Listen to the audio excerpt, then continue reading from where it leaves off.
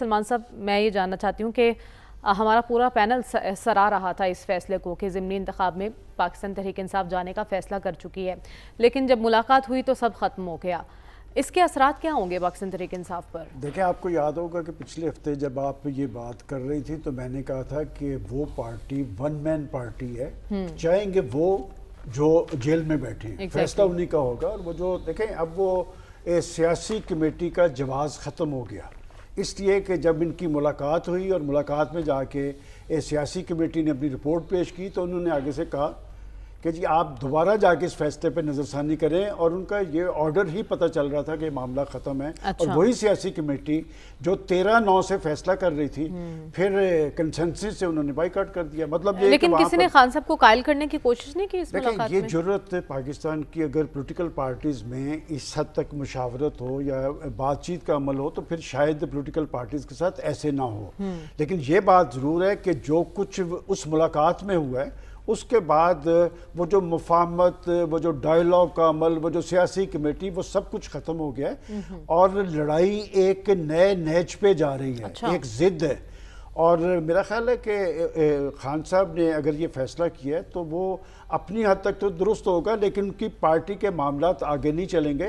اور political parties دیکھیں، میں ہمیشہ سے ایک بات کہتا ہوں، اس سے پہلے مجھے یاد ہے ہمارا پروگرام تو سالہ سال سے چل رہا ہے، جب نواز شریف صاحب بھی ایک بات کر رہے تھے، میں اس وقت بھی کہتا تھا کہ سیاسی لیڈرشپ اور سیاسی جماعتیں سیاسی راستہ نکالتی ہیں، اور جب سیاسی راستہ نکلتا ہے پھر ان کے دوبارہ اقتدار میں آنے کے امکانات بھی ہوتے ہیں، جس کیفیت سے وہ دو چار ہے۔ اب دیکھیں نا، فیصلوں میں کنٹراڈکشن کیا ہے کہ جی آپ پنجاب کے اندر تو ضمنی انتخابات کا بائیکاٹ کر رہے ہیں، لیکن پختونخوا میں نہیں کر رہے، اور پھر یہ جو قائمہ کمیٹی سے ریزائنس کا عمل ہے، یہ ایک خطرناک بات ہے، اس لیے کہ خان صاحب اس سے پہلے بھی قومی اسمبلی سے پہلے تو انہوں نے قومی اسمبلی توڑ دی جب عدم اعتماد پیش ہوئی، پھر انہوں نے اپنی حکومتیں، اپنی صوبائی حکومتیں توڑ دی، صوبائی اسمبلیاں توڑ دی، تو یہ اب ایک دفعہ اب بھی معاملہ اس طرف تو نہیں جا رہا، اسی طرف ہی جا رہا ہے۔ لیکن کیا میں سوال یہ اٹھاتا ہوں کہ اب وہ اسمبلیاں چھوڑ دیں گے تو کیا پختونخوا کی بھی چھوڑ دیں گے؟ میرا خیال ہے نہیں۔ اس پہ وہ فیصلہ جو ہے، وہ جو یہ کہہ رہے ہیں نا کہ ہم پشاور میں ایک بڑا جلسہ کریں گے، جو میرے رابطے ان کی پارٹی کے لوگوں سے ہوئے ہیں، وہ اس خطرے کا اظہار کر رہے ہیں کہ اس جلسے میں یہ پھر اسمبلیوں سے ریزائن دینے کا اعلان نہ کر دیں۔ اچھا، جو سپٹمبر میں ہونا ہے۔ جی، وہ جو پشاور کے جلسے کی وہ بات کر رہے ہیں کہ اس پہ ہم نے اپنا ایک لاہے عمل دینا ہے۔ دیکھیں، بات یہ کہ خان صاحب جس مشکل سے دو چار ہے، اصل بات یہ ہے کہ جو لوگ جیلوں سے باہر ہیں، جو جیلوں کے اندر بیٹھے وہ تو مشکلات کاٹ ہی رہے ہیں، اصل مشکلات تو ان کو ہیں جو جیلوں سے باہر ہیں۔ جو اس سے پہلے ڈائیلاگ کی بات کریں، پچھلے ہفتے تو ہم بیٹھ کے اسد کیسر صاحب کا ٹویٹ موجود ہے کہ ہم سیاسی ڈائیلاگ، وہ تو ایجنڈا دے رہے تھے۔ اس کا مطلب کہ وہاں پر لیکن بیرسٹر گوہر صاحب بھی تو کہہ رہے ہیں کہ ہم نے سسٹم میں رہنے کی بڑی کوشش کی ہے، لیکن ایسا ممکن نہیں ہو پا رہا۔ اس میں اگر آپ یہ بات کر رہی ہیں، یہ بات تو درست ہے کہ کسی کو آپ اگر دیوار سے لگا دیں گے نا تو پھر سسٹم نہیں چلتا۔ سسٹم دو طرفہ انیشیٹو سے ہی چلتا ہے، اور میں سمجھتا ہوں کہ کسی حد تک میں آج بھی سمجھتا ہوں کہ اگر اسپیکر قومی اسمبلی کو، خود پرائم منسٹر صاحب نے کہا تھا کہ آئیں اسپیکر قومی اسمبلی کے پاس بیٹھ کے بات کر لیتے ہیں تو راستہ تبھی نکلے گا۔ اور اگر کوئی یہ سمجھتا ہے، دیکھیں یہ بات بڑی کلیئر ہے کہ خان صاحب یہ سمجھ رہے تھے کہ وہ اپنی احتجاجی اور مزاحمتی قوت کو بروئے کار لا کر ریاست اور ریاستی اداروں کو بھی سرنڈر کر دیں گے اور حکومت کا خاتمہ بھی کر دیں گے۔ یہ اس ملک کے اندر نہیں ہونا، اس لیے نہیں ہونا کہ پاکستان کی پولیٹیکل پارٹیز میں اتنا دم خم نہیں ہے۔ ماضی کے اندر جب وہ یہ سارا کام کرتے تھے تو ان کے پیچھے کچھ قوت تھی، وسائل دیے جاتے تھے، بہت کچھ انہیں ملتا تھا۔ اب وہ صورتحال نہیں ہے۔ میں پھر یہی بات کہوں گا، چونکہ پولیٹیکل پارٹی ہے، اس کی ایک مقبولیت بھی ہے، راستہ تبھی نکلے گا جب آپ سیاسی طرز عمل اختیار کریں گے۔ لیکن اب استعفے جمع ہو چکے ہیں اسپیکر کے آفس میں، تو اب اس پر حکومت کا کیا لاہے عمل ہو سکتا ہے؟ دیکھیں، میں آپ کو جب اگلے ہفتے بھی ہم بیٹھیں گے تو ان کے استعفے قبول نہیں ہوں گے۔ اچھا، ان کے 8 اسٹینڈنگ کمیٹی کے چیئرمین ہیں، 4 کے استعفے آ چکے ہیں، 4 کے ابھی نہیں آئے۔ اور وہ جو اسٹینڈنگ کمیٹی کے چیئرمین ہوتے ہیں ان کے پاس سرکاری گاڑی بھی ہوتی ہے، ڈرائیور بھی ہوتا ہے، ایک اہلکار بھی ملا ہوتا ہے، فیسلٹیز ہوتی ہیں۔ تو لہٰذا میرا نہیں خیال کہ اسپیکر صاحب کو اتنی جلدی ہے، اور اس لیے بھی اسپیکر صاحب جلدی نہیں کریں گے کہ ان کو ان کا پتہ ہے ماضی کے اندر بھی آپ کو یاد ہے کئی ماہ تک یہ انہوں نے بائیکاٹ کیا تھا، بعد میں انہوں نے اپنا آخری پیسہ بھی لیا تھا، اپنی تنخواہیں بھی لی تھی، مراد بھی لی تھی، تو جلدی نہیں کرنی چاہیے. سیاسی لوگ ہیں، سیاسی لوگوں کے ساتھ سیاسی انداز میں ڈیل کرنی چاہیے. سلمان صاحب سب سے پہلے تو مجھے بتائیے کہ ایک تو بھارت کی آبی جارحیت ہے، پھر ہمیں معلوم ہے کہ کلائمیٹ چینج کی زد میں ہم آئے ہوئے ہیں.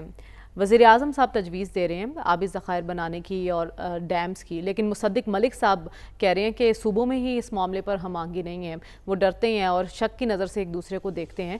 تو کیا اس پر کوئی پیش رفت ہو سکتی ہے؟ دیکھیں بات یہ ہے کہ یہ سلسلہ جب پختونخوا میں بنیر اور وہاں پہ شروع ہوا تو جو صورتحال بنی تھی اس کے بعد پنجاب کی سطح پر بھی خطرات اور خدشات ظاہر کیے جا رہے تھے، لیکن جس طرح آپ کو چناب، ستلج اور راوی بکھرے نظر آ رہے ہیں، ایک بہت بڑا سوالیہ نشان کھڑا ہے. اور شکر یہ ہے کہ پنجاب گورنمنٹ نے اس وقت کسی حد تک اقدامات بھی کیے تھے. اس وقت بھی لاہور کے ارد گرد آپ دیکھ لیں 5-6 مقامات پر پانی آ گیا ہے. اور جہاں تک بھارت کی بات ہے، دیکھیں میں ہمیشہ بھارت کو ٹارگٹ کرتا ہوں بھارت کے طرز عمل کی وجہ سے. انہوں نے تو اپنے ڈیم بھر لیے، ان کے پاس جب اضافی پانی آیا تو انہوں نے اضافی پانی چھوڑ دیا، باقی ادھر چھوڑ اور دیا. یہ پانی بھی جو ہمارے پانی پہ انہوں نے ڈیمز بنائے ہوئے ہیں کہ وہ اپنے مفادات کو یقینی بناتے ہیں. اور آپ جب اب ڈیمز کی بات کر رہی ہیں، بھئی وقت پہ کیا ہوا کام کارگر ہوتا ہے. یہ کالا باغ ڈیم پاکستان کا بڑا ایشو بنا رہا ہے، اور مجھے یاد پڑتا ہے خود بے نظیر بھٹو صاحبہ نے، نواز شریف صاحب نے، جنرل مشرف صاحب نے، ضیاء الحق صاحب نے، کہ ان کے دور کے اندر اس کی اہمیت اور حیثیت کہ سب سے پہلے اگر یہ ضیاء الحق صاحب کے دور میں بنا ہوتا نا تو آج ہم اس کرائسس سے دو چار نہ ہوتے، نہ بجلی کا بحران ہوتا ہے کہ بجلی لوگوں کے لیے عذاب بنی ہوتی، نہ ہماری زراعت کا یہ صورتحال ہوتی. ہم نے بر وقت فیصلے اب نہیں اگر کیے، پرائم منسٹر صاحب یہ بات کر رہے ہیں، یہ معاملہ بڑا کوئی سادہ نہیں ہے. دیکھیں اس کے کیفیت کے اندر تو سارے یہ بات کر رہے ہیں کہ جی وہ ڈیمز بننے چاہیے. تو اس ڈیمز بنانے ہوں، صوبے بنانے ہوں، اس کے لیے کنسنسس درکار ہوتا ہے. پاکستان کے اندر کوئی کیفیت ایسی بنتی نظر نہیں آ رہی. آپ کا NFC کا اجلاس تھا، بہرحال وہ تو سیلابی صورتحال کی وجہ سے ملتوی ہو گیا.